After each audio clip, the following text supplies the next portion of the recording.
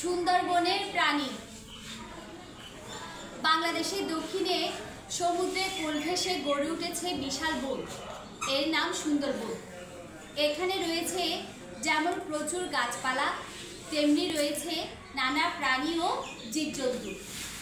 বিশ্বের কোনো কোনো প্রাণীর সঙ্গে জড়িয়ে থাকে দেশের নাম বা জায়গার নাম। যেমন ক্যাঙ্গারু বললেই মনে পড়ে যায় অস্ট্রেলিয়ার কথা, সিংহ বললেই চোখে ভেসে ওঠে আফ্রিকার কথা।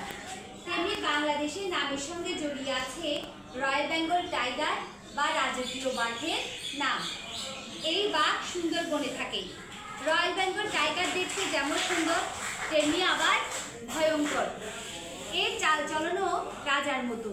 সুন্দরবনের ভেজা স্যাঁতসেঁতে গোলপাতার বনে এ বাঘ ঘুরে বেড়ায়, শিকার করে জীবজন্তু, সুযোগ পেলে মানুষও খায়। একসময় সুন্দরবনে ছিল চিতাবাঘ ও ওলবাঘ, কিন্তু এখন আর এসব দেখা যায় না। সুন্দরবনের রয়্যাল বেঙ্গল টাইগার বাংলাদেশের অমূল্য সম্পদ। এই বাঘকে বিলুপ্তির হাত থেকে আমাদের বাঁচাতে হবে। সুন্দরবনে বাঘ ছাড়াও আছে নানা রকমের প্রাণী, নানা রকমের হরিণ। কোনোটার বড় বড় শিং, কোনোটার গায়ে ফোঁটা ফোঁটা সাদা দাগ, এদের বলে চিত্রা হরিণ। একসময় সুন্দরবনে প্রচুর গন্ডার ছিল, ছিল হাতি ও বুনো শুয়োর। এখন এসব প্রাণী আর নেই। তবে আমাদের দেশের রাঙামাটি আর বান্দরবানের জঙ্গলে হাতি দেখতে পাওয়া যায়। যে কোনো দেশের জন্যই জীবজন্তু পশু পাখি এক অমূল্য সম্পদ।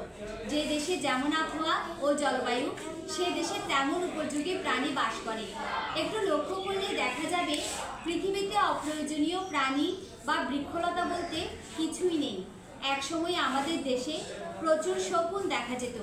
এরা উড়ে বেড়াতো আকাশের অনেক উপর দিয়ে, বাসা করত গাছের ডালে।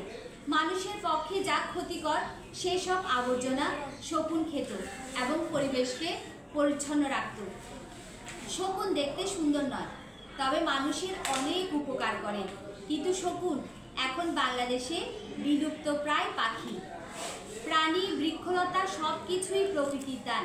পশু পাখি ও জীবজন্তু প্রাকৃতিক পরিবেশের সঙ্গে মিলেমিশে থাকে।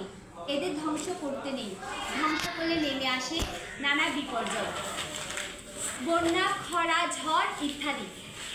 অতীতে সুন্দরবন আরও অনেক বড় ছিল। আমরা সুন্দরবনের অনেক ক্ষতি করেছি, ফলে সুন্দরবনের অনেক প্রাণী বিলুপ্ত হয়ে গেছে। যেসব প্রাণী আছে তাদের বিলুপ্তির হাত থেকে বাঁচাতে হবে।